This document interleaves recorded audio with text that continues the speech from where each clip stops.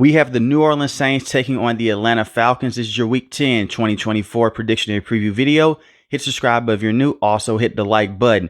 Let's start off with the home team, the New Orleans Saints. Last week was a brutal week. They lost their 7th straight game in a row, and they lost against the Carolina Panthers. But not only did they lose the game, Dennis Allen, the head coach, he lost his job. They lost to the Carolina Panthers 22-23. It was one of those games. They outgained the Carolina Panthers in every single category, and they still lost. Derek Carr on the day was 18-31, 236 passing yards, 1 passing touchdown, 0 interceptions, and he got sacked once in this game. Alvin Kamara, 155 rushing yards off of 29 carries. In this game against the Atlanta Falcons, you have to run the football as much as possible. That's the weakness right now with the Atlanta Falcons defense. Their passing defense is middle of the road, but they get you into certain situations to where they force you to pass, and that's when everything can break loose. When I look at this Saints team, they're dealing with so many injuries. Chris Olave is doubtful for this game. He suffered yet another concussion last week. I wish the best for him moving forward, and I hope that he can return and be healthy on the field. And they're already missing Rashid Shaheed, who's missed the last couple weeks, and he's going to miss the rest of the season as well, as he's dealing with a knee injury. So you have to run this offense through Alvin Kamara, and you have to cash in the red zone. The New Orleans Saints have nothing to lose at this point. Like I mentioned earlier in the video, you have an interim head coach. You lost your last 7 games. A lot of it due to injury and bad coaching as well. Go for it on fourth down. If it's 4th and 1 or 4th and 2, just go for it. If you're over the 50-yard line, and if you're in the red zone situations, be aggressive. And also, let Derek Carr go out there and air the football out at times when he can work off play action with Alvin Kamara. Derek Carr also has to do a better job of not throwing wide receivers into coverage. And it's more than just Chris Olave. We've seen him throw tight ends into coverage as well. He has to do a better job of leading wide receivers up the field, especially in this game against the Atlanta Falcons. The reason why I bring that up, Jesse Bates is one of the best cover safeties in the NFL. If you are not careful with your ball placement and accuracy, he can pick it off, or he can go for a deflection that can lead to a pickoff in this game. And I can see the Atlanta Falcons playing a lot of tight man coverage as well. So you just want to go out there and run this offense to Alvin Kamara and get Taysom Hill involved as well. He had 19 rushing yards and 1 rushing touchdown last week. Not only was Alvin Kamara the leading rusher, he was also the leading receiver as well with 60 receiving yards. Juwan Johnson had 41 receiving yards, and Taysom Hill had 41 receiving yards as well. You're going to have to run this offense through tight ends and your running backs because of the lack of depth that you have at the wide receiving position. You have a guy, Cedric Wilson Jr., who's a very good number 3 wide receiver. He's not a true number 1. He's not a true number 2. You have Marquez Valdez-Scantling as well. He's not the deep threat that Rashid Shaheed is. There's a way that the New Orleans Saints can go out there and possibly win this game, but they're going to have to take care of the football, dink and dunk your way down the field, and pick your spots against this Atlanta Falcons team. This is going to be a close matchup because both teams are in this division, and this is not the first time they have faced each other this season. We go back many weeks ago.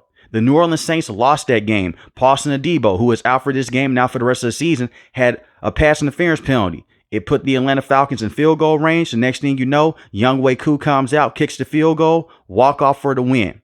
You have to pick your spots in this game and take care of the football as much as possible. You also have Foster Monroe as well, who had a receiving touchdown last week. Get those tight ends involved, get the running backs involved, and use a lot of motion in this matchup as well. Kendre Miller, the man that was supposed to come in and relieve Alvin Kamara of some of his duties, he's out for this game as well.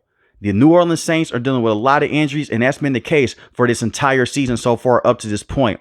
Also, pay attention to the offensive line because they are still without their starting center and Eric McCoy. He is still on IR. But you have Tausay Fuaga at the left tackle position, a rookie, Trevor Penning at that right tackle position, and Cesar Ruiz at the right guard position. The offensive line's going to have to step up. And that's also another weakness with the Atlanta Falcons defense is their pass rush. Run the football and make life easier on Derek Carr and get those some screen passes and some swing routes out to Alvin Kamara out the backfield. When I look at the defense for the New Orleans Saints, they have to be on their P's and Q's in this game. They have to go out there and stop the run and put pressure on Kirk Cousins. Kirk Cousins is starting to make some plays outside the pocket. Now, he's not Justin Fields. He's not Lamar Jackson or Josh Allen outside the pocket. But he has started to show week by week he's getting more comfortable in this system. And we saw this against the Dallas Cowboys. He went out to the right, had a pass straight to Darnell Mooney. You cannot have blown assignments on the back end in this game. And the New Orleans Saints, they just traded Marshawn Lattimore to the Washington Commanders. But you still have Alontae Taylor. In my opinion, a very good cornerback. Kool-Aid McKinstry is questionable for this game. And you also have Tyrann Mathieu at the single high safety position. You have to switch your looks in this game. It's going to be very interesting to see how this defense looks without Dennis Allen, because he's been calling defensive plays over the last few years. Even when he was not the head coach, he was the defensive coordinator underneath Sean Payton. So he's always had a huge influence on this defense. The playbook is going to be the same, but I can expect for some different plays to come out underneath this brand new coaching regime for the rest of the season. You have to go out there, send some blitzes at Kirk Cousins, and be on lookout for Drake London, who is questionable for this game. But be on lookout for Darnell Mooney the most. That is the man that's the most complete wide receiver on this team in terms of taking the top off the defense and killing you underneath as well. And they also have Ray McCloud. And be on lookout for Kyle Pitts as well. I expect for Demario Davis to see a lot of him in one-on-one situations. You have Carl Granderson. So far has not had the same sack production that he had a year ago when he led the team in sacks, but we know that he can go out there. He could be a game wrecker. You also look at Brian Bresee as well. 4 sacks on the season, 1 forced fumble. They have to go out there and put a lot of pressure on Kirk Cousins. And I'm looking at Chase Young as well, who has been disappointing over the last few weeks with the New Orleans Saints. The New Orleans Saints can win this football game.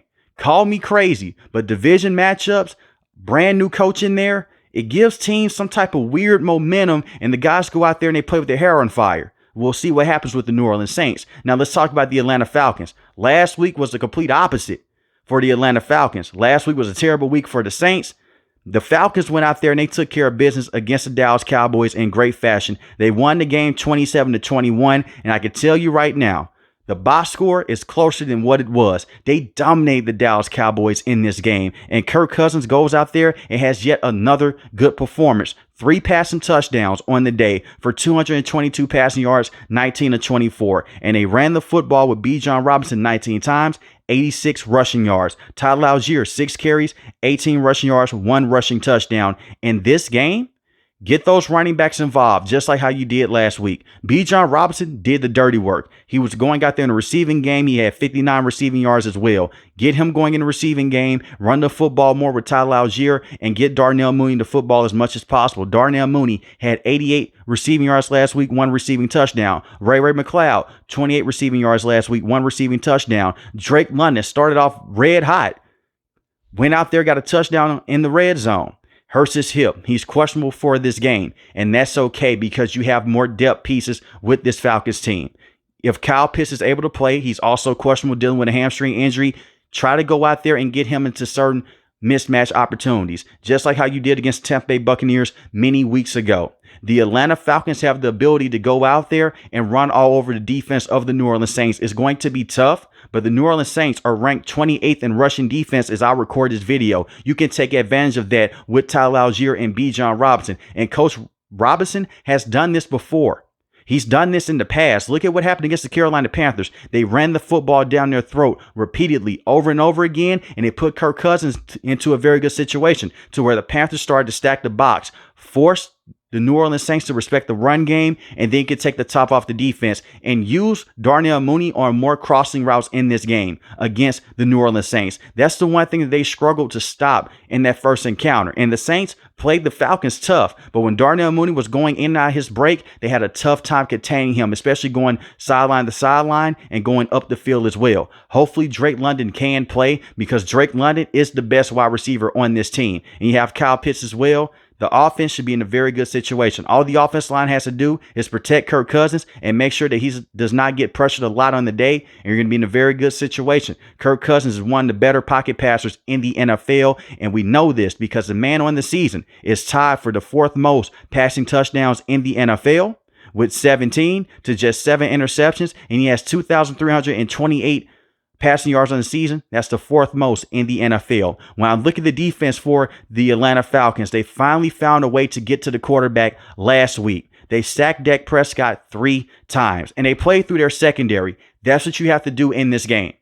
Be aggressive on the line of scrimmage with the wide receivers. If you get a penalty here and there, that's okay. You want to make sure that your secondary can hold up long enough with Jesse Bates over the top or Justice Simmons over the top.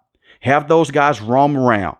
You're going to have a guy out there, and A.J. Terrell, Put him on the best wide receiver that the New Orleans Saints have that may get red hot during the game and take away those weapons and stack up that box and put the pressure on Derek Carr.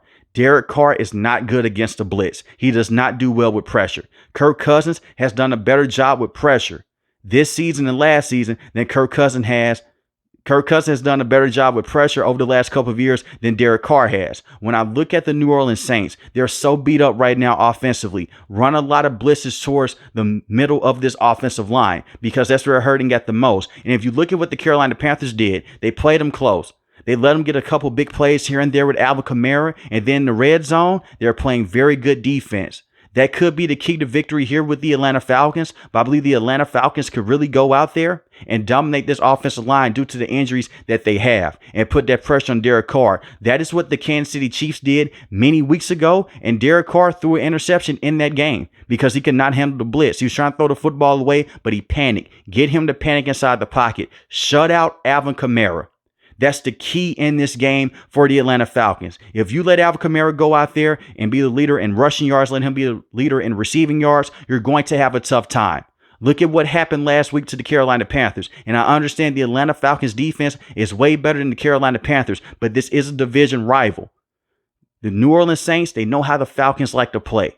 So go out there. Those guys in the secondary have to step up. And I'm looking for a guy like Matthew Judon. Only has 1.5 sacks on the season. He's been very disappointing so far. Go out there and put more pressure on the quarterback. And he's been good in terms of going back there and spying the quarterback and making sure that he stays inside the pocket. Bring him down like how you did with the New England Patriots as well. And be on lookout for the defensive tackles in this game for the Atlanta Falcons. I'm looking at a guy like David Onyemata and also Grady Jarrett as well. Both of those guys can be stars in this game in terms of stopping the run and pushing the offensive line back. I think this would be a very good situation for the Atlanta Falcons. With that being said, I do have this being a close football game. Call me crazy. But I think these two teams, they match up very well, even with the injuries. I still have the Atlanta Falcons walking away with the win. And I have the Atlanta Falcons winning this game 27-20. But let me know in the comment section below, who do you have winning this game? The Atlanta Falcons or the New Orleans Saints? If you're new to the channel, hit the subscribe button. If you like the video, hit the like button. Most importantly, want each and every last one of you guys stay safe, stay positive. Thanks for watching the video, guys. God bless. Peace.